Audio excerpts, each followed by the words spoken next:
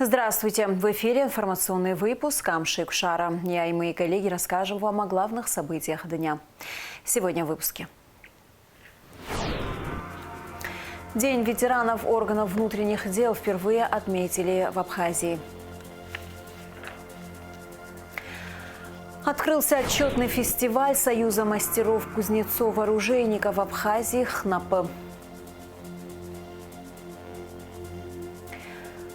Детский республиканский турнир по футболу памяти заслуженного тренера Абхазии Владимира Шамба.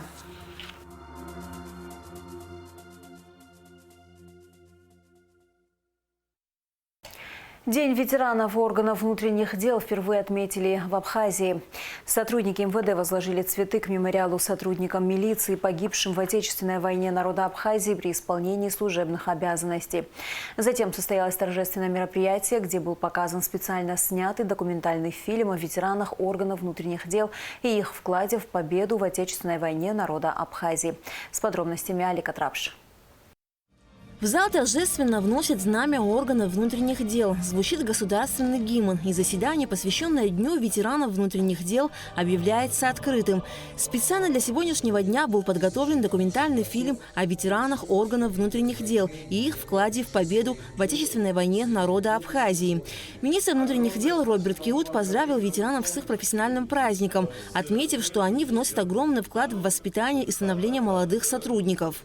В МВД Абхазии трудятся ветераны органов внутренних дел, стаж и опыт работы которых является примером профессионализма и офицерской чести.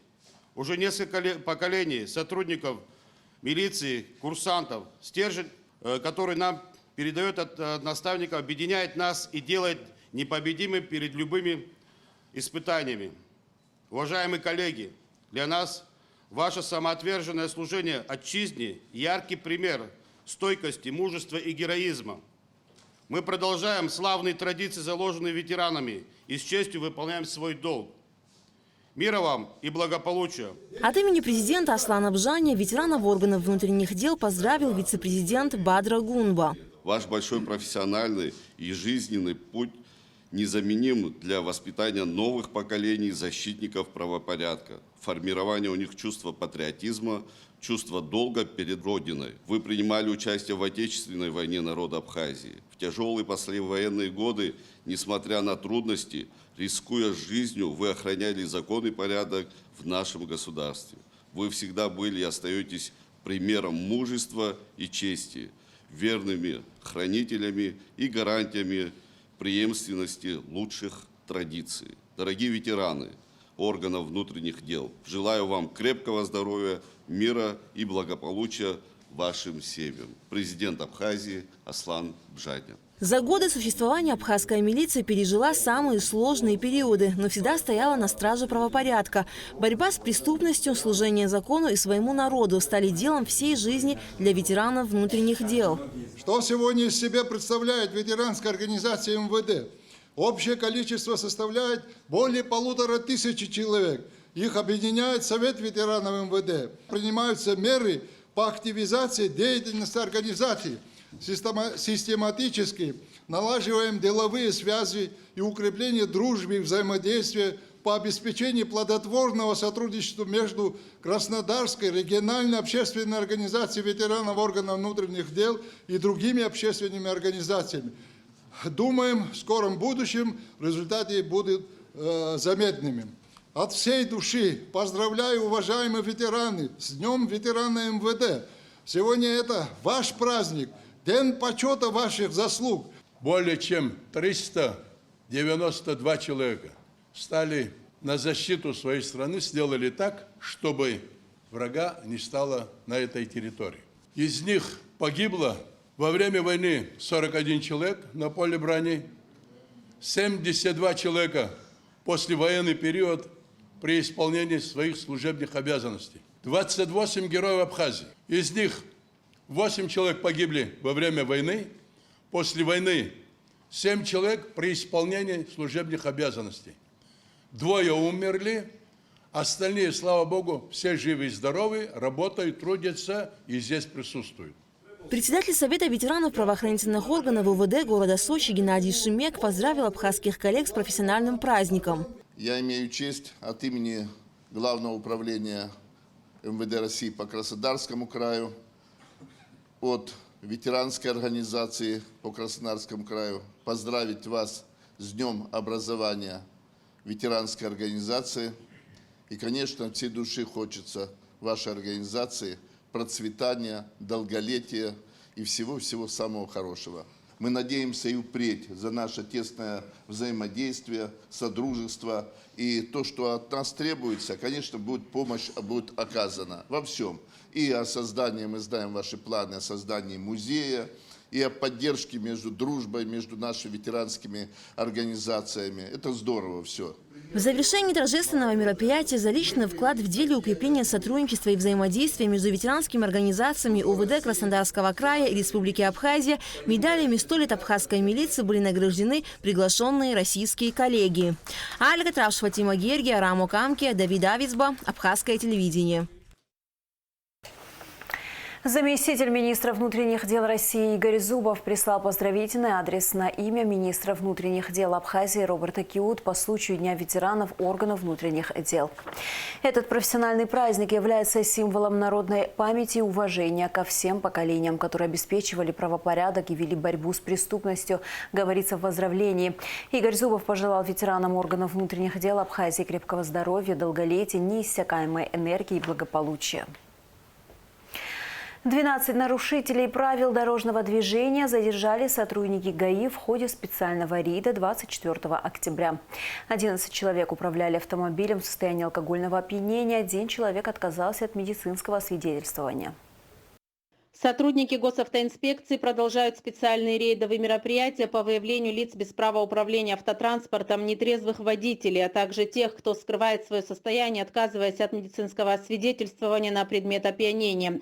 Маркосян Ашот Абрамович, 1972 года рождения, житель города Сухум, управлял автомобилем в алкогольном опьянении без водительского удостоверения. Александров Максим Леонидович, 1971 года рождения, житель города Сухум, управлял автомобилем в алкогольном опьянении. Капш Юрий Юрьевич, 1993 года рождения, житель города Гагра, управлял автомобилем в алкогольном опьянении. Сергей Айнар Асланович, 1995 года рождения, житель города Гагра, управлял автомобилем в алкогольном опьянении. Хватландзе Робин Романович, 1982 года рождения, житель города Сухум, управлял автомобилем в алкогольном опьянении. Кутели Алхас Арзанбеевич, 1989 года рождения, житель города Ачимчира, управлял автомобилем в алкогольном опьянении. Лакарба Батал Рожденович, 1967 года рождения, житель города Гудаута, управлял автомобилем в алкогольном опьянении. Ашуа Аслан Гивевич, 1980 года рождения, житель Ачимчирского района, управлял автомобилем в алкогольном опьянении. Гицба Алхас Рожденович, 1987 года рождения, житель Гудаутского района, управлял автомобилем в алкогольном опьянении. Дзацба Даур Зурикович, 1980 года рождения, житель Гагрского района, управлял автомобилем в алкогольном опьянении. Пащан Саркис Артурович, 1998 года рождения, житель Сухумского района, управлял автомобилем в алкогольном опьянении. Мачкалиди Артем Олегович, 1992 года рождения, житель города Сухум, отказался от медицинского освидетельствования на предмет потребления нарковеществ. Рейдовые мероприятия, направленные на выявление злостных нарушителей, проводятся каждый день по всем районам республики. Территория Сухумской крепости превратилась в большую кузницу. Здесь открылся отчетный фестиваль Союза мастеров-кузнецов-оружейников Абхазии ХНАП. В программе мастер-класс по кузнечному ремеслу, сварка дамасской стали, ковка клинков, изготовление ножей, пошив ножен. А также у посетителей была возможность увидеть древнее оружие абхазов из фондов Союза от 7 века до нашей эры до позднего Средневековья.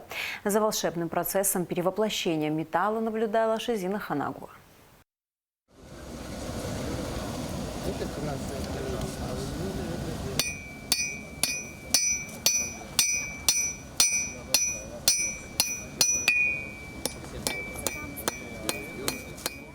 Звон наковален в Сухумской крепости удивил буквально всех горожан. Здесь сегодня громче, чем обычно. Работа кипит и горит в прямом смысле этих слов. Всюду слышны молотки кузнецов, треск от костра, пламени, доносящийся из горнов. А в глазах участников и посетителей искры не только от процесса закалки стали, но и от интереса к происходящему. И даже плохая погода не помешала получить море положительных эмоций. В руках умелых мастеров дамасская сталь на глазах превращается в ножи, на куски металла в прекрасные изделия. Оружейных дел мастер Давид Жопо раньше занимался художественной ковкой. Работал в холодной ковке. Однажды загорелся сделать себе нож, после чего увлекся делом. После попал на кузню к Тимуру Дзидзаре и проработал в качестве ученика 2 года. А сегодня у Давида своя мастерская в столице. Любимым делом занимается уже 8 лет. Сейчас клинок отслесаренный, уже прокован, все. Сейчас я буду закалку делать термичком. Сейчас металл сырой, если так просто говорить, да, металл сырой, после закалки он будет более тверже, и уже все качества режущие для ножа, которые должны быть, они будут присутствовать. Помимо ножей, Давид изготавливает кованые статуэтки. В последнее время увлекся и ювелиркой. В среднем на создание абхазского ножа у мастера уходит от 3 до 7 дней, в зависимости от сложности выполняемой работы. Есть работы, на которые ушло более месяца. А так, есть работы, которые и месяц, и полтора. У меня вот из моих работ, которые сейчас показаны, основной акцент я брал на кинжал. Это реконструкция псилийского кинжала на основе археологических раскопок Воронова. Это вот Батала Джоква чертежи к доспехам. 2,5 месяца я занимался этой работой. И скажу вам честно, очень увлекательный процесс. Где-то какие-то элементы были утеряны, и приходилось что-то додумывать, что-то доделывать. Джугат Зардания занимается кузнечным делом 3 года. Работает с дамасской сталью. Впервые познакомился с кузницей на первом фестивале Союза мастеров-кузнецов-оружейников Абхазии в этнопарке Апсна. Специальная технология, она...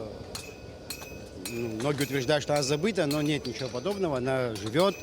В Абхазии так точно. Дамасская сталь что такое? Это в основном это смешение нескольких сортов стали, железа воедино путем диффузионной сварки, то есть от температуры давления. Путем этого достигается слияние 2 и более сортов металлов. Все это сливается в единый кусок. При обработке должной проявляется структура самого клинка. То есть есть специальный метод травления в кислотах.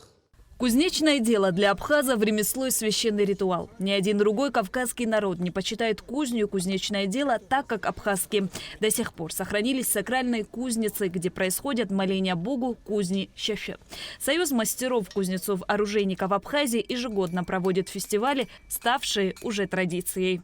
Это очередной, в этом году уже 3-й у нас небольшая выставка и небольшой фестиваль. Решили в этом году совместить все эти вещи. Сегодня здесь ребята будут ковать некоторые изделия, можно будет посмотреть. У кого есть желание, тоже сможет сам взять клещи, молоток, возле горна постоять, паковать. Все это возможно будет сегодня и завтра тоже. На сегодняшний день, сначала, как у нас определилось количество людей, 21 член Союза оружейников. Также у нас такое же число. Есть, которые поступили в высшие учебные заведения, но при этом они тоже далеко от нас не ушли, тоже принимают участие. В рамках мероприятия также была организована выставка. Она была разделена на 2 части. Часть экспозиции – это археологические оружия, найденные на территории Абхазии. Другая часть – работы оружейников, которые входят в Союз.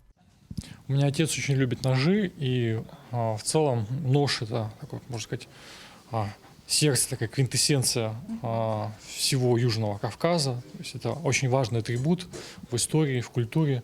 Для меня, мне показалось очень интересным гладиус.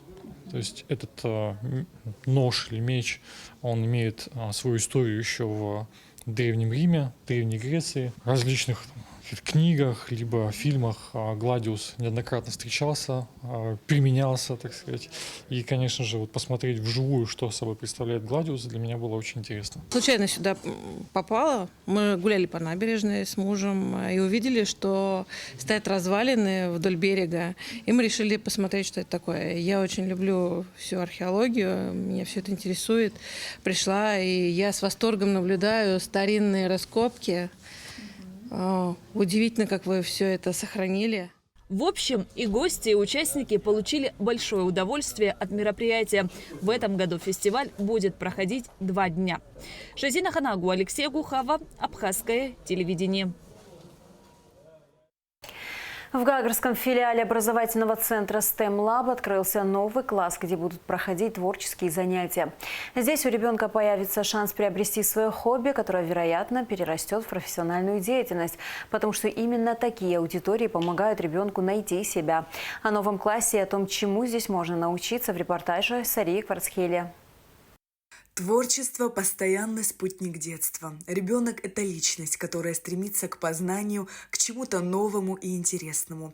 Детям хочется пробовать себя в самых различных направлениях, и есть желание достигать высот уже сейчас. Именно поэтому было решено в Гагрском филиале образовательного центра STEM Lab открыть двери новой аудитории, где будут проходить творческие занятия. Здесь мы будем создавать все вручную, без использования техники. Здесь будут проходить различные творческие занятия. На данный момент у нас производится набор на курсы по шитью, по рисованию, по лепке. Мы будем тут шить аксессуары, одежду, создавать картины, лепить. Также будем изучать дизайн и композицию. STEM Lab – это первая IT-школа в Абхазии, где с первого занятия дети погружаются в мир технологий и осваивают азы компьютерной грамотности. Здесь в течение 3 месяцев можно пройти курсы по множеству направлений.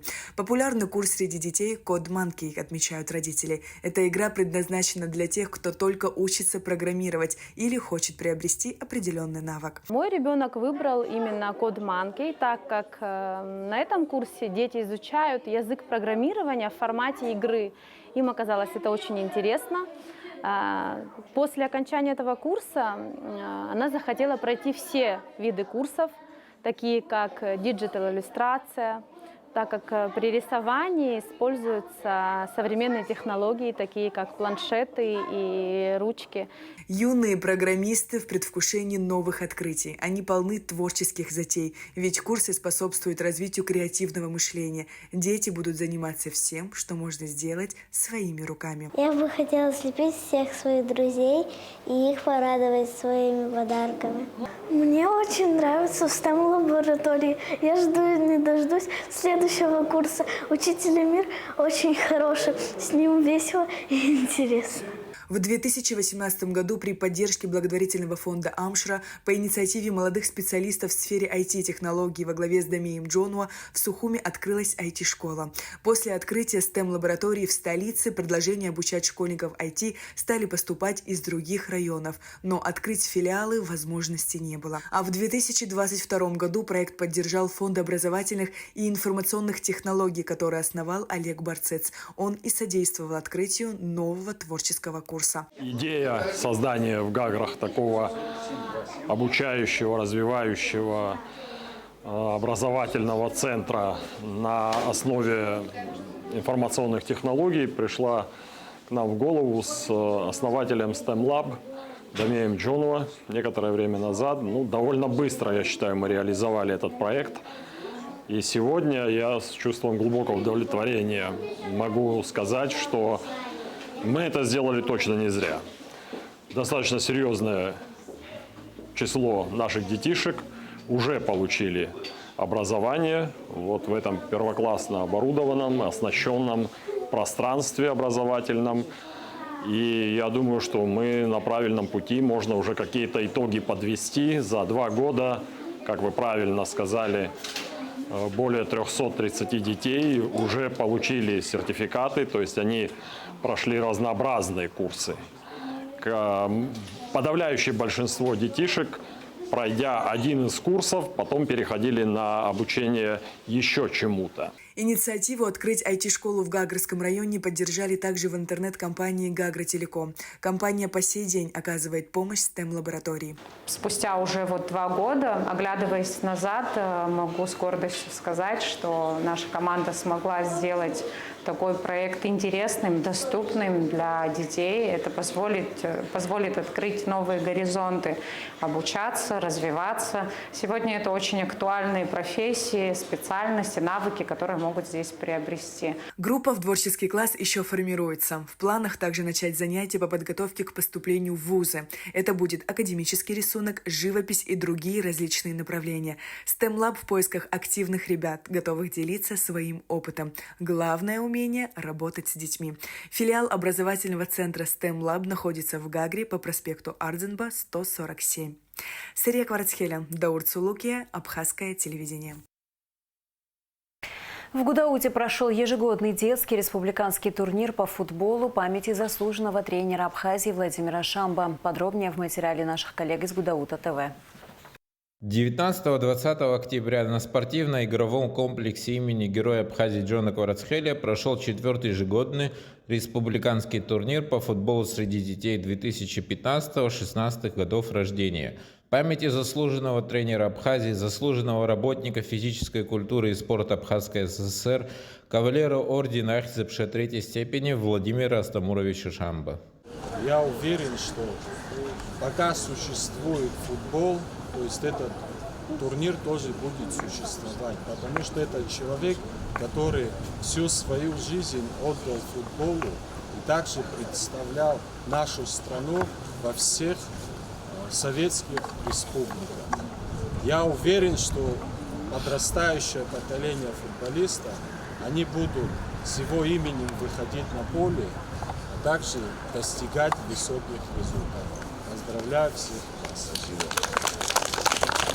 Мы планируем здесь, вот наш уважаемый старший подсказал, мы обязательно пригласим с Донецка ваших ровесников на будущий год. Чуть поинтереснее будет. Желаю вам крепкого здоровья, счастья, радости, всего вам самого доброго. В турнире приняло участие 6 команд из таких городов, как Гудаута, Сухум, Пицунда и Новый Афон. 3-е место заняла команда из Академии Юнити, город Сухум. 2-е место команда Кераз из Пицунды. 1-е же место к нашей гордости заняла команда Академии города Гудаута, с чем их сердечно поздравляем. Астамурайба, Дамир Гонджио, Гудаутское районное телевидение. 26-27 октября на Абзыбском ипподроме состоится чемпионат Абхазии по конному спорту, сообщает Госкомспорт. В программе чемпионата запланированы скачки на различные дистанции. Наездники также покажут свое мастерство в конно-спортивных состязаниях, таких как конный футбол, метание дротиков, рубка и джигитовка. Начало в 10 утра. Организаторы Государственный комитет Республики Абхазия по делам молодежи и спорту и Федерация конного спорта Абхазии. Министерство внутренних дел напоминает жителям столицы о том, что 27 октября на некоторых улицах города будет перекрыто движение автотранспорта. Это связано с проводимым в этот день беговым марафоном. Участники свадебных кортежей рекомендуется заведомо определить маршруты проездов к достопримечательностям с учетом введенных ограничений. Уважаемые жители и гости города Сухум, в связи с проведением в столице Абхазии 27 октября текущего года Сухумского марафона будет ограничено движение автотранспорта по следующим направлениям. Жители микрорайона Маяк. Движение спортсменов начинается от пивзавода по улице Адлейба. Движение транспорта будет разрешено по улице Адлейба с сужением проезжей части. По левой части будет разрешено двустороннее движение, по правой части будут двигаться спортсмены. На перекрестке улицы Ардземба также будет организовано двустороннее движение с сужением проезжей части проспекта Аяйра. Для избежания заторов разрешено 27 октября двигаться по встречной полосе улицы Ардземба, двигающимся автомобилем с района Маяка, до перекрестка Ардземба-Агумава. Перекресток Аяйра-Агумава, проспект будет закрыт. Движение будет предоставлено только спортсменам. Также будет перекрыта частично улица Имама Шамиля. от проспекта Аяйра до набережной Махаджиров полностью. Хочу обратить ваше внимание, уважаемые водители, что проспект Мира будет закрыт полностью на всем его протяжении от улицы Агумава. Проезд от одной части города со стороны улицы Кугоня к другой части города в сторону улицы Ардзинба будет разрешен по улице Джонуа, улице Аршба, а также в дальнейшем улице проспекта Леона. Движение по улице Лакоба будет с сужением проезжей части. Основная часть будет предоставлена спортсменам. По левой крайней полосе будет движение транспорта по направлению Красного моста. Отрезок от 14-й школы до поворота Агу. Правая часть ближе к морю. Проезжей части будет предоставлена для бегунов. Левая часть от 14-й школы до поворота Агу будет предоставлена для двустороннего движения транспорта. Уважаемые водители, просим вас быть бдительным и внимательным, особенно на таких специфичных участках, где будет в этот день выстроено новое движение транспорта. Соблюдайте скоростной режим. Уважаемые граждане, в связи с вводимыми ограничениями движения убедительная просьба воздержаться от поездок на личном транспорте в центре города Сухум 27 октября.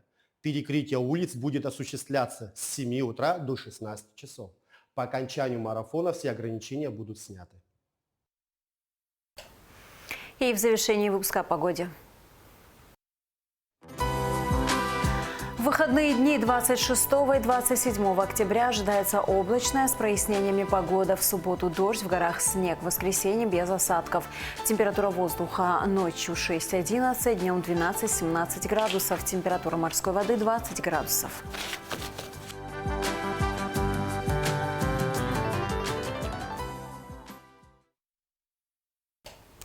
На этом наш выпуск завершен. До скорых встреч в эфире.